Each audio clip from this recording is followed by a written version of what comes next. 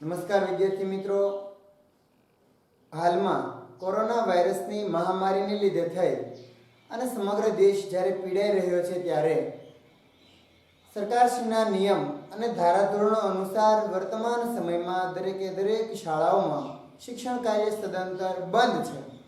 ત્યારે આપણી નવયુગ શાળા દ્વારા ઓનલાઈન વિડિયો લેક્ચરનું આયોજન કરેલું છે। આજરોજ આપણે ધોરણ 9 માં સામાજિક વિજ્ઞાનના પ્રથમ પાઠમાં પ્રથમ લેક્ચરમાં આપ સૌ વિદ્યાર્થી મિત્રોનું હું હાર્દિક સ્વાગત કરું છું। આજરોજ આપણે ધોરણ 9 નો પહેલો પાઠ ભારતમાં બ્રિટિશ સત્તાનો ઉદય એના વિશેની માહિતી મેળવવાની છે। તમે વિદ્યાર્થી ભાઈઓ બહેનોએ 8મું ધોરણ પૂર્ણ કરી દીધું અને હાલમાં તમે 9મા ધોરણમાં પ્રવેશ છે એ મેળવી લીધો છે। દરેક વિદ્યાર્થી ભાઈઓ બહેનોએ પરીક્ષા આપવા વિના સરકારના નિયમ પ્રમાણે આપણે છે એમને એડમિશન પ્રવેશ છે આપી દીધો છે। ત્યારે હવે 9મા ધોરણની અંદર શિક્ષણ કાર્ય શરૂ કરી દેવાનું છે। તો આજરોજ આપણે સામાજિક વિજ્ઞાનનો પહેલો લેક્ચર છે એ પ્રથમ પાઠથી શરૂ કરીશું। પહેલો પાઠ છે ભારતમાં બ્રિટિશ સત્તાનો ઉદય। આમ જોઈએ તો સામાજિક વિજ્ઞાન આપણે 3 વિભાગમાં ભણીએ। ટોટલ સામાજિક વિજ્ઞાન કેટલા વિભાગમાં ભણીએ? 3 વિભાગમાં ભણીએ। પહેલો વિભાગ છે ઇતિહાસ છે, બીજો વિભાગ છે એ રાજ્યશાસ્ત્ર રાજનીતિ શાસ્ત્ર, ત્રીજો વિભાગ છે એ ભૂગોળ છે અને 10મા ધોરણમાં અર્થશાસ્ત્ર વિશે પણ ભણવાનું આવે છે। તો ઇતિહાસમાં તો ભાઈ પ્રાચીન સમયની અંદર જે કાંઈ ઘટનાઓ બની છે ભારત દેશની અંદર પ્રાચીન સમયમાં જે કાંઈ ઘટનાઓ બની છે એના વિશેની માહિતી રાજ્યશાસ્ત્રની અંદર રાજનીતિ શાસ્ત્રની અંદર આપણે છે બરોબર કે લોકશાહી, ચૂંટણીઓ, સંસદ, ધારાસભા છે, કારોબારી છે, ન્યાયતંત્ર એના બધા વિશેની ચર્ચાઓ છે કરવાની હોય। અને ભૂગોળની અંદર ભારતનું ભૂપૃષ્ઠ છે, નદી પરિવહન છે બરોબર એના બધા વિશેની આબોહવા છે એના બધા વિશેની માહિતી મેળવતા હોઈએ છીએ। તો આજરોજ આપણે ભારતના ઇતિહાસ સાથે જોડાયેલો આ પ્રથમ પાઠ કે ભાઈ ભારતમાં બ્રિટિશ સત્તાનો ઉદય એના વિશેની માહિતી મેળવવાની છે। સમાજ ભણતી વખતે તમારે વિદ્યાર્થી ભાઈઓ બહેનોએ નોટ અને પેન તથા ટેક્સ્ટ બુક તમારી સાથે રાખવાની છે। જ્યારે તમે વિડિયો લેક્ચર જોતા હો ત્યારે પાઠ્યપુસ્તક તમારી સામે હોવું જરૂરી છે, એક બુક અને એક પેન તમારી સાથે હોવી જરૂરી છે। તો જે કાંઈ પણ મુદ્દા અહીંયા લખવામાં આવે, જે કાંઈ પણ બાબત તમને છે લખવા માટેની કહેવામાં આવે ત્યારે તમારે એની નોંધ કરતી રહેવાની છે। તો આવો વિદ્યાર્થી ભાઈઓ બહેનો, આજે આપણે સામાજિક વિજ્ઞાનનો પ્રથમ લેક્ચર ભારતમાં બ્રિટિશ સત્તાનો ઉદય એનાથી શરૂ કરીએ। તો પ્રાચીન સમયથી ભારત છે એના આર્થિક, સાંસ્કૃતિક અને આધ્યાત્મિક વારસાને કારણે સમગ્ર વિશ્વમાં એક અજોડ સ્થાન ધરાવે છે। આપણો જે ભારત દેશ છે બરોબર એ બહુ પ્રાચીન સમયથી એનો સાંસ્કૃતિક વારસો, એનો આધ્યાત્મિક વારસો અને એનો આર્થિક વારસો બરોબર આર્થિક સમૃદ્ધિ જે છે એના કારણે વિશ્વમાં એક અજોડ સ્થાન ધરાવે છે। હવે સાંસ્કૃતિક વારસો, આર્થિક સમૃદ્ધિ અને ત્રીજો શબ્દ છે આધ્યાત્મિક વારસો। તો એક શબ્દને થોડી તમને સમજ પાડું કે ભાઈ આર્થિક સમૃદ્ધિ તો ભાઈ ભારત માટે એક શબ્દ પ્રયોગ થયેલો છે સોને કી ચિડિયા। આવો કોઈ પણ બીજા દેશ માટેનો ઉલ્લેખ નથી થયેલો। સોને કી ચિડિયા ભારત દેશ માટે। તો ભારત દેશની અંદર બહુ પ્રાચીન સમયથી આર્થિક સમૃદ્ધિ મતલબમાં પૈસાની દ્રષ્ટિએ ખૂબ જ એવો વૈભવી દેશ છે। તો એ આર્થિક સમૃદ્ધિ ભારતમાં પુષ્કળ રહેલી છે। બીજું છે સાંસ્કૃતિક વારસો। તો સાંસ્કૃતિક વારસો એટલે કે અહીંની કલાઓ, અહીંના શિલ્પો, અહીંના સ્થાપત્યો, અહીંના બાંધકામ, તો એ બધું સાંસ્કૃતિક વારસો થયો। સાહિત્ય પણ એની સાથે લઈ શકાય। ત્રીજો વિભાગ છે, ત્રીજો મુદ્દો છે આધ્યાત્મિક વારસો। તો આધ્યાત્મિક વારસો એટલે કે અહીંના જે ઋષિ મુનિઓની જે ધરતી છે, આર્ય લોકોએ શરૂ કરેલી પરંપરા આજ દિન સુધી આપણે જે જાળવી રાખી છે બરોબર, તો એ આધ્યાત્મિક વારસો છે। પ્રભુ પ્રત્યેની શ્રદ્ધા પ્રગટ કરવા માટે થઈ અને ધ્યાન, મનન, ચિંતન, વૈદિક શાસ્ત્રો જે ધર્મગ્રંથો છે એનું વાંચન કરવું, અર્થગ્રહણ કરવું, આ બધી બાબતો છે આધ્યાત્મિક બાબત સાથે જોડાયેલી છે। તો એ 3 બાબતોને લીધે થઈ અને ભારત જે છે એ વિશ્વમાં એક અજોડ સ્થાન ધરાવે છે.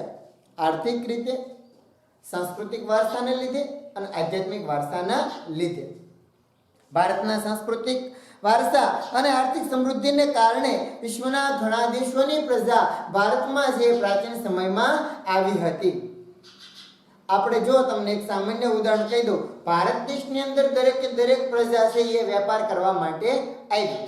ભારતના લોકોને ક્યાંય જવું પડ્યું છે ખરું? નહીં ને. શા માટે? તો ભાઈ ભારત જ સમૃદ્ધ દેશ હતો કે અહીંયા આગળ વેપારની વિપુલ પ્રમાણમાં તકો હતી.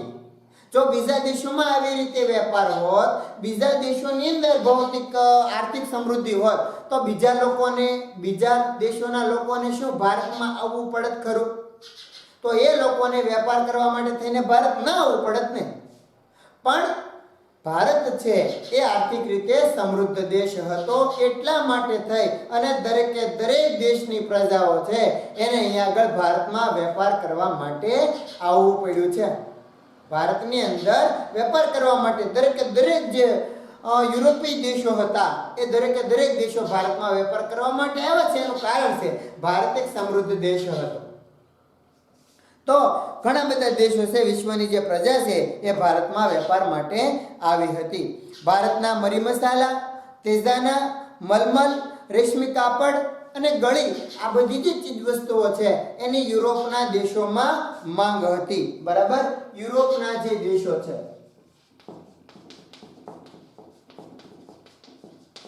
યુરોપના દેશોમાં ભારતની કઈ વસ્તુઓની?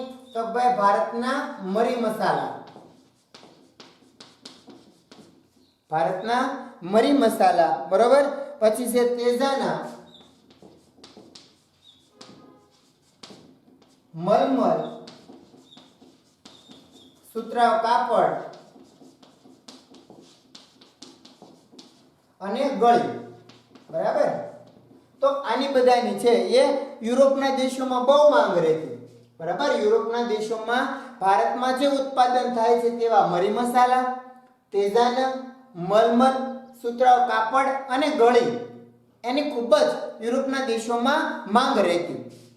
હવે યુરોપ અને ભારત વચ્ચે એ વ્યાપાર છે એ જમીન માર્ગે અને જળ માર્ગે બંને રીતે થતો હતો. આ બધા ઉત્પાદનો ભારતના જે છે, ભારતની જે ચીજ વસ્તુઓ છે એની બધાની માંગ યુરોપના દેશોમાં રહેતી. તો એ યુરોપના દેશોમાં આ બધી વસ્તુઓ પહોંચાડવા માટે, આયાત નિકાસ માટે થઈ અને વ્યાપાર યુરોપ સાથે ભારતને કઈ રીતે થતો? તો જમીન માર્ગે પણ થતો અને જળ માર્ગે પણ થતો હતો. યુરોપના દેશોમાં ભારતની આટલી વસ્તુઓ, બરાબર, મરી મસાલા છે, તેજાના છે, મલમલ છે, સુતરાઉ કાપડ છે, ગળી છે, આ બધાની બહુ માંગ રહેતી. અને આ બધી વસ્તુઓ યુરોપમાં પહોંચાડવા માટે ભારત અને યુરોપ વચ્ચે વ્યાપાર થતો તો જમીન માર્ગે અને જળ માર્ગે. હવે થયું શું કે આ જે માર્ગ છે એના કેન્દ્રમાં આવતું હતું તુર્કસ્તાન, અને એ તુર્કસ્તાનનું નગર છે ઇસ્તંબુલ, કોન્સ્ટેન્ટિનોપલ. ભારત અને યુરોપ વચ્ચે, બરોબર. જો તમને અહીંયા આગળ હું બતાવું છું, ભારત અને યુરોપ વચ્ચે આપણે જે આખા વિશ્વના નકશાની અંદર જોઈએ કે ભાઈ ભારત અને યુરોપ વચ્ચે છે એ જમીન માર્ગ અને જળ માર્ગ, બરોબર. આ જમીન માર્ગ છે અને આ છે એ જળ માર્ગ છે. બંને રીતે વ્યાપાર થતો હતો. હવે ભારત સાથે યુરોપમાં જો જમીન માર્ગે જોવો તો વચ્ચે આવે છે તુર્કસ્તાન, એટલે કે કોન્સ્ટેન્ટિનોપલ. તુર્કસ્તાનનું શહેર છે કોન્સ્ટેન્ટિનોપલ. જમીન માર્ગે જાઓ કે જળ માર્ગે જાઓ, બરાબર, તો એ યુરોપ વાળાને ભારતમાં આવવું હોય તો તુર્કસ્તાનમાંથી થઈને આવવું પડે. બરાબર. તુર્કસ્તાનમાંથી થઈને આવવું પડે. હવે જો થયું શું કે ભાઈ તુર્ક મુસ્લિમો જે હતા એણે કોન્સ્ટેન્ટિનોપલ જીતી લીધું. તુર્ક મુસ્લિમોએ કોન્સ્ટેન્ટિનોપલ છે 1453 ની અંદર જીતી લીધું. એટલે યુરોપ વાળા છે એ પછી તુર્કસ્તાનમાંથી થઈ અને ભારતમાં જમીન માર્ગે કે જળ માર્ગે આવી શકવાના નથી. શું થયું? કઈ રીતે જળમાર્ગ બંધ થયો? યુરોપ ના દેશોને ભારત આવવાનો જળમાર્ગ બંધ કેવી રીતે થયો? તો ભાઈ યુરોપથી ભારત આવવા માટે જે તુર્કસ્તાન થઈ અને ભારત તરફ આવવા માટેના જળમાર્ગ અને જમીન માર્ગ બંને હતા. તો તુર્ક મુસ્લિમોએ આ જે કોન્સ્ટન્ટિનોપલ છે, ઇસ્તંબુલ છે, એને જીતી લીધું 1453 ની અંદર.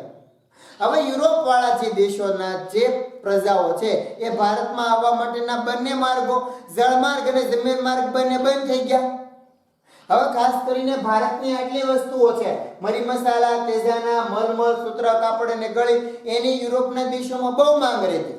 એના વગર યુરોપના દેશોને ચાલતું નહીં. એટલે યુરોપ વાળાને પશ્ચિમના જે દેશો છે બરોબર, એ દેશોને છે બરોબર, એ નવો જળમાર્ગ શોધવાની ફરજ પડી. યુરોપના દેશો જે છે એને નવો જળમાર્ગ શોધવાની જરૂર પડી, કારણ કે આ બધી વસ્તુઓ તો એને જરૂર હતી, ત્યાંનું ઉત્પાદન થતું નહીં બરોબર. એટલે નવો જળમાર્ગ શોધવાની ફરજ પડી. એટલે આ જે નવો જળમાર્ગ શોધવાની જે ફરજ પડી અને નવો જળમાર્ગ શોધવા માટેની જે પ્રક્રિયા શરૂ થઈ, એક આખો એવો નવો યુગ શરૂ થયો. યુરોપના જે દેશોએ છે એ ભારત તરફ આવવાનો નવો જળમાર્ગ શોધવાનો એક આખો યુગનો આરંભ કર્યો. તો આ છે પાઠની પ્રસ્તાવના. યુરોપના દેશોએ આમ તો ભારતમાં અન્ય દેશોની પ્રજા શા માટે આવી એ પણ આ પ્રસ્તાવના ઉપરથી આપણને ખબર પડે બરાબર ને. શા માટે? તો ભાઈ ભારતની અંદર યુરોપના જે દેશો હતા એની અંદર ભારતમાં ઉત્પાદન થતા મરી મસાલા, તેજાના, મલમલ, સુતરાઉ કાપડ અને ગળી, આ બધાની છે પુષ્કળ પ્રમાણમાં માંગ રહેતી. હવે એ માંગ રહેતી હોવાથી જળ માર્ગે અને જમીન માર્ગે વ્યાપાર છે થતો. પણ તુર્ક મુસ્લિમોએ જે યુરોપથી ભારત આવવા માટે તેને વચ્ચેનું જે સેન્ટર હતું તુર્કસ્તાન બરાબર, ઇસ્તંબુલ છે, કોન્સ્ટન્ટિનોપલ છે, એને જીતી લીધું 1453 ની અંદર તુર્ક મુસ્લિમોએ. એટલા માટે થઈ અને જળમાર્ગ અને જમીન માર્ગ બંને બંધ થયા. એટલે યુરોપના જે દેશો છે એને ભારત તરફ આવવા માટેનો નવો જળમાર્ગ શોધવાની ફરજ પડી અને એક નવો જળમાર્ગ શોધવાની સાથે એક નવા યુગનો આરંભ થયો. એટલે સુધી આપણે ભણ્યા. તમારે એક બાબત નોંધ કરી લેવાની છે, લખી લેવાનું છે કે ભાઈ યુરોપના દેશોમાં ભારતની કઈ કઈ ચીજ વસ્તુઓની માંગ રહેતી? તો ભાઈ મરી મસાલા બરાબર, તેજાના, મલમલ, સૂત્ર, કાપડ અને ગળી. બીજો પ્રશ્ન એવો બનશે, તુર્ક મુસ્લિમોએ કોન્સ્ટન્ટિનોપલ એટલે કે ઇસ્તંબુલ ક્યારે જીતી લીધું? 1453 ની અંદર જીતી લીધું. આ બે શોર્ટ પ્રશ્નો, બે ટૂંકા પ્રશ્નો છે પ્રસ્તાવનામાંથી નીકળે છે, યાદ રાખજો. હવે જોઈએ આગળ, ભારત તરફ આવવાના નવા જળમાર્ગની શોધ. નવો જળમાર્ગ શોધવાની ફરજ કેમ પડી એ આપણે પ્રસ્તાવનામાં ભણી ગયા. હવે આપણે જોવાનું છે ભારત તરફ આવવાના નવા જળમાર્ગની શોધ કોણે કરી અને કઈ રીતે કરી? તો પોર્ટુગલના રાજા પ્રિન્સ હેનરીની પ્રેરણા, પ્રોત્સાહન અને આર્થિક મદદને લીધે, ફરી વખત બોલું છું, બોર્ડમાં લખું છું, ધ્યાન રાખજો તમે ખાસ. પોર્ટુગલના રાજા હતા પ્રિન્સ હેનરી બરાબર. પોર્ટુગલના રાજા કોણ હતા? Prince henry. તો આ પ્રિન્સ હેનરીની પ્રેરણાથી છે, એને પ્રેરણા આપી, આર્થિક રીતે સહાય પૂરી પાડી. કોઈ સાહસિક હોય એમ કે ભાઈ મારે ભારત તરફ જવા માટેનો નવો જળમાર્ગ શોધવો છે, એના માટે થઈને મારે આટલો નિભાવ ખર્ચ જોઈએ, તો એની એટલી એ પ્રોત્સાહન રકમ પૂરી પાડી, એને પ્રેરણા પૂરી પાડી. કોને? પોર્ટુગલના રાજા પ્રિન્સ હેનરીએ એને પ્રેરણા પૂરી પાડી બરાબર, પ્રોત્સાહન પૂરું પાડ્યું અને આર્થિક મદદ પૂરી પાડી. એના લીધે થઈ અને જે સાહસવીરો હતા એણે ભારત તરફ આવવા માટેના નવા જળમાર્ગની શોધ શરૂ કરી. પોર્ટુગલના રાજા પ્રિન્સ હેનરીએ બરાબર કોઈને જે પણ સાહસવીરો હોય એને પ્રેરણા આપી, પ્રોત્સાહન પૂરું પાડ્યું અને આર્થિક મદદ આપી. એટલા માટે થઈ અને અનેક દરિયાઈ મુસાફરોએ દરિયાઈ સાહસવીરોએ છે એ ભારત તરફ આવવા માટેના નવા જળમાર્ગની શોધ શરૂ કરી દીધી. હવે ઘણા બધા પ્રયત્નો છે એ ભારત તરફ આવવા માટેના જળમાર્ગ શોધવાના પ્રયત્નો થયા. એની અંદર બાર્થોલોમ્યો ડાયઝે કેપ ઓફ ગુડ હોપ ની ભૂશીર છે એની શોધ કરી. બરાબર, પહેલો પ્રયત્ન કોણે કર્યો? તો ભાઈ બાર્થોલોમ્યો ડાયઝ. બાર્થોલોમ્યો ડાયઝ પ્રયત્ન કર્યો. શેની શોધ કરી?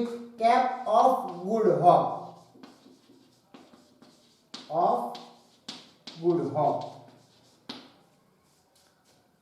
પ્રિન્સ હેનરીની મદદથી સાહસી દરિયાય સાહસવીરોએ છે એ નવો જળમાર્ગ શોધવાની શોધ કરી. એની અંદર બાર્થોલોમ્યુ ડાયઝ એણે છે બરાબર એ cape of good hope. Bartholomew ડાયઝે કેપ ઓફ ગુડ હોપની ભૂશીર છે એની શોધ છે એ કરી. આગળ જોઈએ. ક્રિસ્ટોફર કોલંબસે સ્પેનના રાજાની આર્થિક મદદથી નવો જળમાર્ગ શોધવાની સાહસ યાત્રા આરંભી. એ 1492માં એટલાન્ટિક સમુદ્રમાં આવેલ વર્તમાન વેસ્ટ ઇન્ડિઝ ટાપુએ આવી અને અટકી ગઈ. તમને ફરી વખત નકશામાં બતાવું છું. જો તમે બરાબર, પોર્ટુગલના સાહસી કોણ હતા? પોર્ટુગલના રાજાએ, બરોબર ને, પોર્ટુગલના રાજા પ્રિન્સ હેનરી. પોર્ટુગલ અહીંયા આવેલું છે, આ યુરોપના દેશો છે બધા, બરોબર.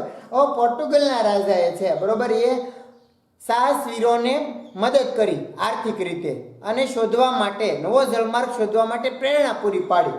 હવે એવી બીજી જગ્યાએ પહેલી વખતે પ્રયત્ન કર્યો છે બાર્થોલોમ્યુ ડાયઝે. એણે કેપ ઓફ ગુડ હોપ, જો અહીંયા આગળ નીચે છે એટલાન્ટિક સમુદ્રની અંદર કેપ ઓફ ગુડ હોપ એની ભૂશીર છે એની સંશોધન કર્યું. કોણે કર્યું? બાર્થોલોમ્યુ ડાયઝે. બીજા સંશોધક, બીજા દરિયાઈ સાહસવીર હતા એ હતા સ્પેનના રાજાની આર્થિક મદદથી પ્રેરણા લઈ અને ક્રિસ્ટોફર કોલંબસ. તો ક્રિસ્ટોફર કોલંબસે છે એ નવો જળમાર્ગ શોધવાની શરૂઆત કરી. પણ એને આગળ છે બરોબર એ શું શોધ્યું? તો ભાઈ એટલાન્ટિક મહાસાગરની અંદર જ તે બરોબર એ વેસ્ટ ઇન્ડિઝ ટાપુ એ પણ અહીંયા આગળ આવેલો છે. તો એ વેસ્ટ ઇન્ડિઝ ટાપુ એ છે એ આવી અને અટકી ગયો. એને છે એ ભારત સુધી એ પહોંચી શક્યો નહીં. તો ક્રિસ્ટોફર કોલંબસ છે એ વેસ્ટ ઇન્ડિઝ ટાપુએ આવીને અટકી ગયો. બરાબર, એટલાન્ટિક મહાસાગરમાં આવેલો વેસ્ટ ઇન્ડિઝ ટાપુ ત્યાં આવીને એ પણ અટકી ગયો.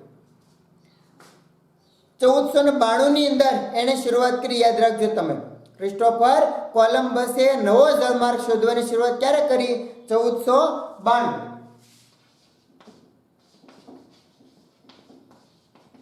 ક્રિસ્ટોફર કોલંબસ વેસ્ટ ઇન્ડિઝ ટાપુ એની શોધ કરી છે. વેસ્ટ ઇન્ડિઝ ટાપુની 1492. યાદ રાખજો તમે, 1492ની અંદર ક્રિસ્ટોફર કોલંબસે વેસ્ટ ઇન્ડિઝ ટાપુની શોધ કરી અને એનું છે મૃત્યુ થયું. પણ મૃત્યુ સુધી ક્રિસ્ટોફર કોલંબસ છે એને એવું જ લાગ્યું કે એણે ભારતની શોધ કરી, એણે ભારત તરફ આવવાના નવા જળમાર્ગની શોધ કરી એવું એ માનતો હતો. ક્રિસ્ટોફર કોલંબસ એવું માનતો હતો ભાઈ એણે ખરેખર ભારત તરફ આવવાના જળમાર્ગની શોધ કરી. ખરેખર એણે ભારત તરફ આવવાના જળમાર્ગની શોધ કરી નથી. એણે વેસ્ટ ઇન્ડિઝ ટાપુની શોધ કરી. શેની? વેસ્ટ ઇન્ડિઝ ટાપુની તે શોધ કરી. અને આ રીતે છે કોલંબસે વાસ્તવિક રીતે છે એ નવો પ્રદેશ છે એ શોધી કાઢ્યો ભારતના નામ. અમેરિગો વેસ્પુસીએ આ સ્પષ્ટતા કરી એટલા માટે આ પ્રદેશ છે અમેરિકા તરીકે ઓળખાયો. ક્રિસ્ટોફર કોલંબસે છે શેની સંશોધન કર્યું? વેસ્ટ ઇન્ડિઝ ટાપુનું. અને આ વેસ્ટ ઇન્ડિઝ ટાપુ ધરાવતો જે નવો પ્રદેશ હતો એની સ્પષ્ટતા કરી છે અમેરિગો વેસ્પુસીએ. નામ થોડું અઘરું છે, અમેરિગો વેસ્પુસી. એની છે એ સ્પષ્ટતા કરી ભાઈ ખરેખર ક્રિસ્ટોફર કોલંબસે જે પ્રદેશ શોધ્યો એ ભારત નહીં પણ એ વેસ્ટ ઇન્ડિઝ ટાપુ છે અને એની સ્પષ્ટતા કરી છે અમેરિગો વેસ્પુચીએ, એટલે એ પ્રદેશને નામ આપવામાં આવ્યું અમેરિકા. આપણે હાલમાં ભણી રહ્યા છીએ ભારત તરફ આવવા માટેના જળમાર્ગનું સંશોધન કેવી રીતે થયું, કોણે કોણે જળમાર્ગ શોધવા માટેના પ્રયત્નો કર્યા તે. સૌથી પહેલો પ્રયત્ન કર્યો છે બાર્થોલોમ્યુ ડાયસે. કોની પ્રેરણાથી? તો ભાઈ પોર્ટુગલના રાજા પ્રિન્સ હેનરીની મદદથી, એની આર્થિક સહાય વડે બાર્થોલોમ્યુ ડાયસે શેની સંશોધન કર્યું? તો ભાઈ કેપ ઓફ ગુડ હોપ, એક ગુશીરનું સંશોધન કર્યું. બરાબર, ભારત સુધી પહોંચી શક્યો નહીં. બીજું સંશોધન કર્યું છે સ્પેનના રાજાની આર્થિક મદદથી ક્રિસ્ટોફર કોલંબસે 1492 ની અંદર ક્યાં પહોંચ્યો? એટલાન્ટિક મહાસાગરની અંદર વેસ્ટ ઇન્ડિઝ સમુદ્રમાં, વેસ્ટ ઇન્ડિઝ ટાપુ પર પહોંચ્યો એટલાન્ટિક સમુદ્રમાં. એને શું થયું કે એને ભારત દેશમાં આવવાનો જળમાર્ગ શોધ્યો, પણ ખરેખર એને એ સંશોધન કર્યું નથી. હવે એને જે પ્રદેશ શોધ્યો એ તો વેસ્ટ ઇન્ડિઝ, એની સ્પષ્ટતા કરી છે અમેરિગો વેસ્પુચીએ, અને એટલા માટે થઈ અને આ પ્રદેશને નામ આપ્યું અમેરિકા. આગળ જોઈએ, પોર્ટુગીઝ નાવિક વાસ્કો દ ગામાએ ભારત તરફ આવવા માટેના નવા જળમાર્ગની શોધ કરી. કોણે કરી છે? વાસ્કો દ ગામાએ. આગળના ધોરણમાં તમે જો કે ભણી ગયા છો ભારત તરફ આવવા માટેના નવા જળમાર્ગની શોધ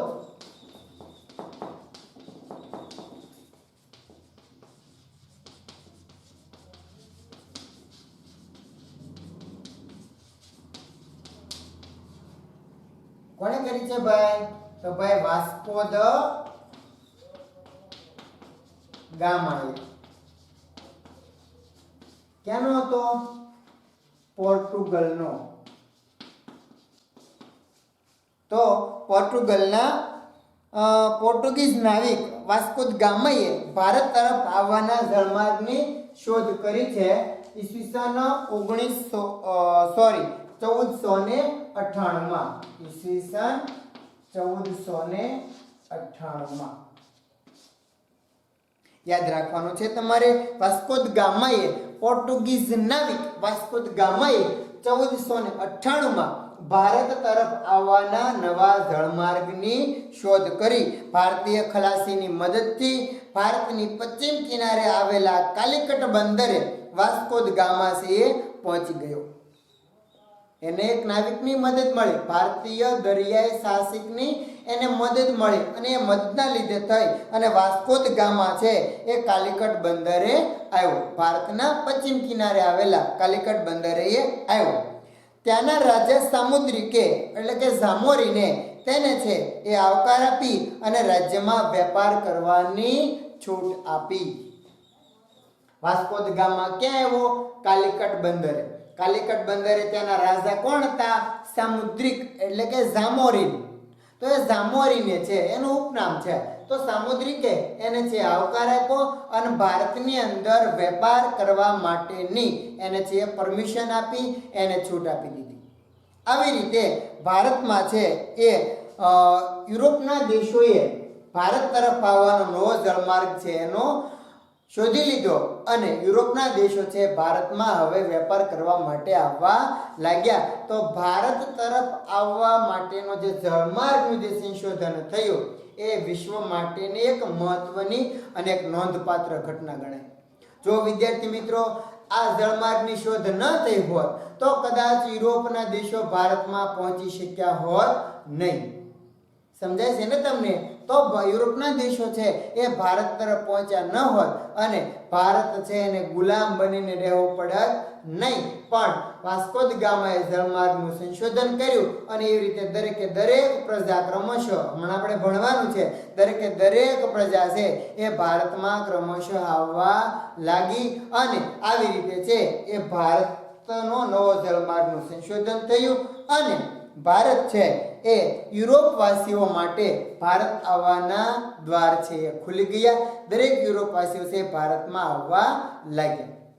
તો આપણે જોયું ભારત તરફ કઈ રીતે જળમાર્ગનું સંશોધન થયું એના વિશેની માહિતી મેળવી. ફરી વખત થોડું છે એકવાર યાદ રાખી લઈએ.